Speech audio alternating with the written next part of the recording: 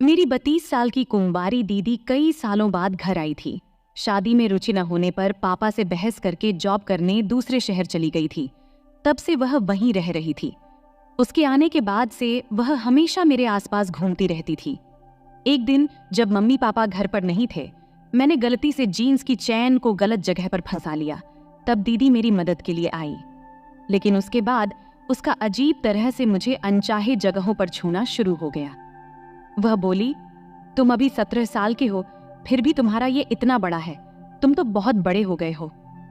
ऐसा बड़बड़ाते हुए दीदी ने मेरा वह देखा और वहीं, नमस्ते दोस्तों, आज की इस कहानी में आपका स्वागत है। इस कहानी में मैं एक लड़के का रोल निभा रही हूँ। मेरा नाम रोहित है और मैं 10वीं में पढ़ता हूँ। मेरी दीदी कई सालों बाद हमारे घर आई थी। वह 32 साल की थी और अभी तक उसकी शादी नहीं हुई थी। मेरे मम्मी पापा दोनों जॉब करते थे। दोपहर को स्कूल से घर आने के बाद मेरी देखभाल करने के लिए घर पर कोई नहीं होता था, इसलिए पापा ने दीदी को हमारे घर बुला लिया था। मुझे देखते ही दीदी ने मुझे गले लगा लिया। उसने कहा, रोहित बहुत जल्दी बड़ा हो गया है। दीदी को घर आने के बाद से वह मेरे कमरे में ही रहती थी। मैं भी खुशी खुशी अपना कमरा उसके साथ शेयर कर रहा था। दोपहर को जब मैं स्कूल से घर आता तो मेरे हाथ से बैग लेने से लेकर खाना खिलाने तक मेरी सारी देखभाल दीदी ही करती थी। मैं अब 17 साल का हो गया था और 10वीं में पढ़ता था। दीदी को घर बुलाने का एक और अहम कारण था। करीब 1 महीने पहले मुझे थायराइड का पता चला था। इतनी कम उम्र में ही मुझे थायराइड के कारण एंटी थायराइड इंजेक्शन लेनी पड़ रही थी, जो एंटी थायराइड देने के लिए घर पर एक मेल नर्सन आया करता था। जैसे नर्सन होती हैं, वैसे ही मेल नर्सन भी होते हैं। वह लड़का हर दिन दोपहर में मुझे इंजेक्शन देने के लिए आता था। देखते देखते दीदी को घर आए कई दिन हो गए थे। मेरे स्कूल जाने से लेकर मेरे पढ़ाई तक की पूरी जिम्मेदारी दीदी ही उठा रही थी। एक रात अचानक मेरी नींद खुल गई। मेरी नींद अचानक खुलने का कारण था मेरे शरीर पर घूमता हुआ हाथ। दीदी अचानक मेरे शरीर पर हाथ फेरने लगी थी। मुझे शरीर पर किसी का हाथ फेरना बिल्कुल पसंद नहीं था। मुझे लगा ये सब दीदी से गलती से हो रहा है, लेकिन धीरे धीरे दीदी की कुछ ऐसी चीजें मेरे सामने आने लगी जो मुझे बिल्कुल पसंद नहीं थी।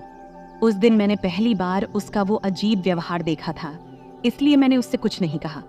लेकिन अगले दिन भी दीदी ने फिर से वैसा ही कुछ किया। लगातार 2 दिन तक दीदी के इस अजीब व्यवहार को सहने के बाद मैंने तय किया कि अब मैं उससे इस बारे में बात करूंगा। अगले दिन जब मैं दोपहर में स्कूल से घर आया और खाना खाते समय मैंने उससे सवाल किया। तब मैंने कहा, दीदी, पिछले 2 दिन से रात को सोते समय तुम मेरे शरीर पर हाथ क्यों फेरती हो? क्या तुम्हें कोई बुरा सपना आता है? जैसे ही मैंने दीदी से ये सवाल किया, उसके चेहरे के हाव भाव बदल गए थे। उसने कहा, शायद मुझे कुछ सपने आते होंगे। सपने में गलती से मेरा हाथ तुम्हारे शरीर पर आ गया होगा। तब मैंने दीदी की बातों पर विश्वास कर लिया, परंतु इसके पीछे की सच्चाई कुछ और ही थी। उसी रात सोने के कुछ समय बाद ही मेरी नींद खुल गई। सोने से पहले मैंने प्यास लगने के कारण 2 गिलास पानी पिया था और इसी कारण मेरी आधी रात में ही नींद टूट गई थी। मैं उठा और देखा कि दीदी मेरे पास नहीं थी। मुझे लगा कि वह बाथरूम में होगी, लेकिन वह कमरे के बाथरूम में भी नहीं थी। तब मैंने उठकर दीदी को ढूंढने की सोचा। फिर मैं कमरे से बाहर निकलकर चारों ओर नजर दौड़ाया। तब दीदी मुझे मम्मी पापा के कमरे के बाहर दिखी। वह मम्मी पापा के कमरे में झांक रही थी। वह वहां क्यों झांक रही थी, ये मुझे भी समझ में नहीं आ रहा था। तब मैंने दीदी की ओर जाने की सोचा, पर तभी वह मेरे कमरे की ओर पलट गई। अगर मुझे दीदी देख लेती तो उसे लगता कि मैं उसका पीछा कर रहा हूँ, इसलिए दीदी के मुझे देखने से पहले ही मैं अपनी जगह वापस जाकर सो गया।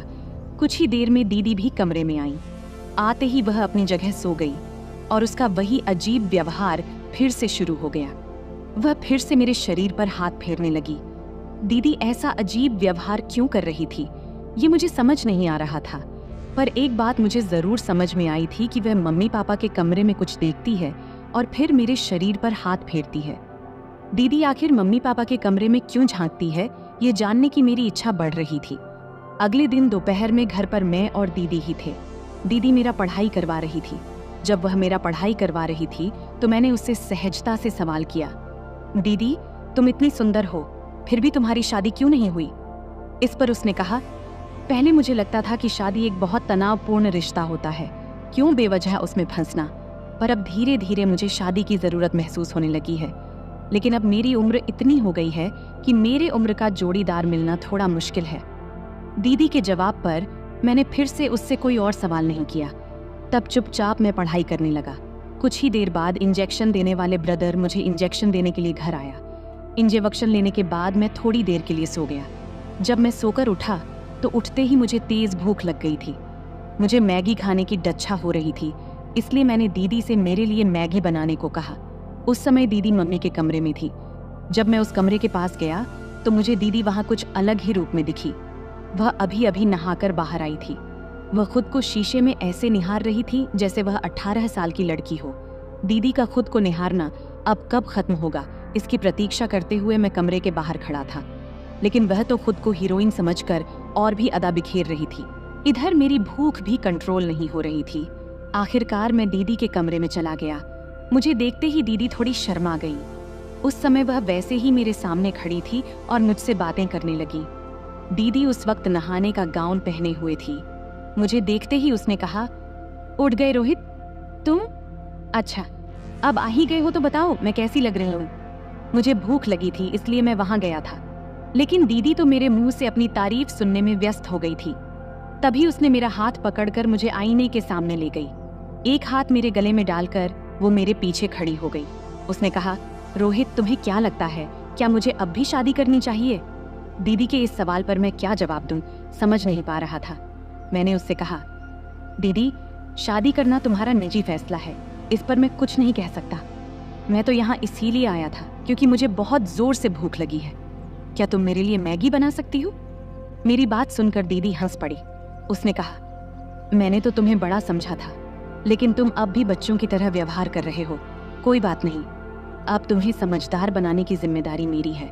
ठीक है, तुम यहाँ रुको, मैं तैयार होकर आती हूँ। उस समय मैं उस कमरे से बाहर आ गया। कुछ ही देर में उसने मुझे मैगी बना के दी। उसी रात मैंने तय कर लिया था कि मैं मम्मी पापा के कमरे में झांकूंगा, क्योंकि मुझे जानना था कि दीदी वहाँ क्यों जाती है। रात में सोने के बाद कुछ ही देर में मैंने अपनी आंखें खोली। उस समय मैं जानबूझकर बड़बड़ा रहा था, पानी कहाँ है, प्यास लगी है, लेकिन कमरे में पानी नजर नहीं आ रहा था, इसलिए अब मुझे किचन में जाकर ही पानी पीना पड़ेगा। मैं यह सब जानबूझकर बड़बड़ा रहा था ताकि दीदी को लगे कि मैं सचमुच पानी पीने जा रहा हूँ, क्योंकि मुझे अच्छी तरह पता था कि वह भी जाग रही है। फिर मैं कमरे से बाहर निकला। फिर पानी पीने किचन न जाकर मैं मम्मी पास के कमरे के बाहर गया। दरवाज़ा थोड़ा खुला था और जब मैंने अंदर झांका तो मम्मी पापा एक दूसरे के साथ दिखे। पापा ने मम्मी को प्यार से पास में खींच लिया था।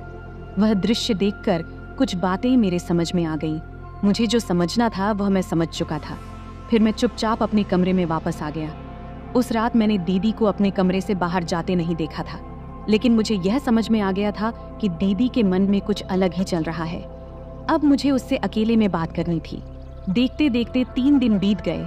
मेरी गर्मी की छुट्टियां शुरू होने वाली थीं। मम्मी पापा ने कहीं बाहर जाने का प्लान बनाया था। यह प्लान उन्होंने सिर्फ अपने लिए ही बनाया था। मम्मी बाप का कहना था कि सामने मेरे 10वीं का एग्जाम है, इसलिए अब मैं छुट्टी का इस्तेमाल अपने सिलेबस की तैयारी के लिए करूं। मम्मी बाप ने मुझे छुट्टी के बावजूद पढ़ाई करने को कहा था और इसी वजह से उन्होंने मुझे ट्रिप पर साथ नहीं ले गए। 3 दिन बाद जब मेरी छुट्टियां शुरू हुईं, तब मम्मी बाप अपनी ट्रिप पर निकल गए थे। उनके जाने के बाद घर में मैं दीदी के साथ अकेला था। उस दिन घर में कोई नहीं था, तो मैंने दीदी से सवाल किया। मैंने उससे कहा, दीदी अब तुम्हें भी शादी करने की इच्छा होती होगी, है ना? यहाँ आने के बाद से मम्मी बाप को साथ देखकर तुम्हें भी लगता होगा कि तुम्हें भी कोई ऐसा चाहिए जो तुमसे प्यार करे। जैसे ही मैंने सवाल किया, उसकी आंखों में आंसू आ गए। वह बोली, रोहित तुमने सच में मेरे दिल की बात पहचान लिया। फिर दीदी ने रोते रोते मुझे गले लगा लिया। वह कहने लगी, मैं तुम्हें छोटा समझ रही थी, लेकिन तुम बिल्कुल छोटे नहीं हो। तुम्हारी इस समझदारी की बात सुनकर मुझे तुम्हारे अंदर का एक बड़ा आदमी नजर आ रहा है। क्या तुम्हें सच में लगता है कि मेरी इस उम्र में मुझे कोई पसंद करेगा? दीदी ने फिर वही सवाल मुझसे किया था जिसका जवाब मेरे पास नहीं था। लेकिन उस दिन के बाद से दीदी का नजरिया मेरे प्रति बदल गया था। उस दिन के बाद से दीदी ने घर में मम्मी के स्टाइलिश कपड़े पहनने शुरू कर दिए थे। दीदी को स्टाइलिश कपड़ों में देखकर मैं उसे देखता ही रह जाता। जब वह स्टाइलिश कपड़े पहनकर तैयार होती तो वह खास तौर पर मेरी तारीफ सुनने के लिए उत्सुक रहती। इतना ही नहीं, वह मुझसे चिपक कर फोटो भी खिंचवाती। दीदी का जो भी स्पर्श मुझे होता वह कुछ अलग ही दर्शाता था। उसका एकदम से बदला हुआ अंदाज कुछ और ही बता रहा था, जैसे वह मुझे बेवजह इशारे कर रही हो। खैर, एक दिन सुबह नहाने के बाद मैंने जीन्स पहनी। जीन्स पहनते समय अचानक उसकी जिप गलत जगह अटक गई और मुझे दर्द होने लगा। तब मैं जोर जोर से मम्मी को पुकारने लगा। मम्मी तो घर पर नहीं थी, ये मैं कुछ देर के लिए भूल गया था। मेरी आवाज़ सुनकर मामी नहीं, लेकिन दीदी दौड़ती हुई मेरे कमरे में आ गई। उसने पास आकर मुझसे पूछा, क्या हुआ रोहित? मैंने उसे सब कुछ बताया। तब वह मेरे पास आई और मेरी मदद करने लगी। जैसे ही उसने मेरी जीन्स को हाथ लगाया, मैं शर्म से पीछे हट गया। मैंने कहा, दीदी मुझे शर्म आ रही है। तब उसने समझाते हुए कहा, अभी के लिए शर्म को अलग रखो, नहीं तो तुम हमेशा के लिए परेशानी में पड़ जाओगे। अब तुम्हारी मम्मी तो घर पर नहीं है, इसलिए तुम्हारी मदद मुझे ही करनी पड़ेगी। तब मैंने अपनी आंखें कसकर बंद कर ली और उसे मेरी मदद करने दी, क्योंकि उसके अलावा मेरे पास कोई और विकल्प नहीं था। कुछ ही देर में उसने मुझे मेरी परेशानी से राहत दिला दी, लेकिन उसके बाद से दीदी की नज़र मुझ पर बदल गई। जब उसने मेरी मदद की तो अनजाने में उसका स्पर्श गलत जगह हो गया था। मेरी मदद करने के बाद वह मुझे एक अलग नज़र से देखने लगी थी। उसने कहा, रोहित, मैं तो तुम्हें इतने दिनों से सामान्य समझ रही थी, लेकिन तुम तो 17 साल की उम्र में ही बहुत बड़े हो गए हो। दीदी जो कुछ भी कह रही थी मैं सब समझ रहा था। उस समय मेरे चेहरे पर खुद ब खुद मुस्कान आ गई। उस दिन के बाद दीदी ने कहा, आज से जब तक मम्मी घर नहीं आती मैं तुम्हें नहला दिया करूंगी। मैंने उसे मना कर दिया, क्योंकि मैं बहुत ही शर्मीला था। मेरे इनकार पर दीदी ने कहा, ठीक है, नहाना तुम खुद ही करो, लेकिन नहाने के बाद तैयार करने की जिम्मेदारी मेरी होगी। आज तुमने जो गड़बड़ की थी उससे बहुत बड़ा समस्या उत्पन्न हो सकता था। आज के बाद मैं तुम्हें तैयार करूंगी। उसकी बात पर मैंने सहमति जताई। उस दिन हमेशा की तरह दोपहर में ब्रदर ने मुझे इंजेक्शन देने घर आया। इंजेक्शन लेने के बाद उस दिन मैं रोज की तरह सोया नहीं था, बल्कि उठकर कमरे से बाहर चला गया। हॉल में आते ही मैंने टीवी चालू कर दिया। टीवी की आवाज सुनकर दीदी मम्मी के कमरे से बाहर आई। शायद वह मम्मी के कमरे में आराम कर रही थी। दोपहर में जिस तरह से दीदी तैयार हुई थी उसका मचलना कुछ अलग ही था। खैर, आज भी दीदी ने छोटे कपड़े पहने थे। उसने कहा, रोहित, मैंने खास तुम्हारे लिए पानी पूरी बनाई है, रुको मैं किचन से लेकर आती हूँ। किचन में जाते समय उसने टीवी बंद कर दिया और पानी पूरी लाने के लिए किचन में चली गई। वह मुझे हॉल में भी पानी पूरी खिला सकती थी, लेकिन उसने ऐसा नहीं किया।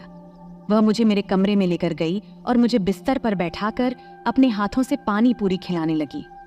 पानी पूरी खाते समय दीदी बार बार मेरे बालों पर हाथ फेर रही थी। वह कह रही थी, तुम बहुत समझदार हो गए हो, अब तो तुम बड़े भी हो गए हो। तब दीदी के परफ्यूम की खुशबू मेरे कमरे में चारों ओर फैली हुई थी। वह बात कर रही थी और मुझे धीरे धीरे नींद आने लगी। कुछ देर में मैं गहरी नींद में सो गया। जब मैं नींद से जागा तो मुझे चक्कर जैसा महसूस हो रहा था। उठते ही मैंने अपने सिर पर हाथ रखा और बिस्तर पर बैठ गया। कुछ समय बाद दीदी मेरे कमरे में आई। उसके चेहरे पर एक अजीब सी मुस्कान थी। उसने कहा, रोहित, मुझे उम्मीद नहीं थी कि तुम्हारी वजह से मेरे जीवन में इतना आनंद आएगा। दीदी की बात मुझे समझ नहीं आ रही थी। मैंने उसकी बातों पर सिर्फ सिर हिला दिया, क्योंकि मैं अपने ही ख्यालों में खोया हुआ था। दीदी ने कहा, तुम फ्रेश होकर आओ, हम मजे करेंगे। मैं फ्रेश होकर कमरे से बाहर गया। तब दीदी ने हॉल में मेरी पसंद के गाने लगाए थे। इससे पहले दीदी ने कभी मेरी पसंद के गाने नहीं सुने थे। उसे डीजे के गाने बिल्कुल पसंद नहीं थे, लेकिन उस दिन उसने खुद ही मेरी पसंद के गाने लगाए थे। इतना ही नहीं, उसने मेरा हाथ पकड़ा और मुझे डांस कराने लगी। उसने मेरा एक हाथ अपनी कमर पर और दूसरा अपने कंधे पर रखा।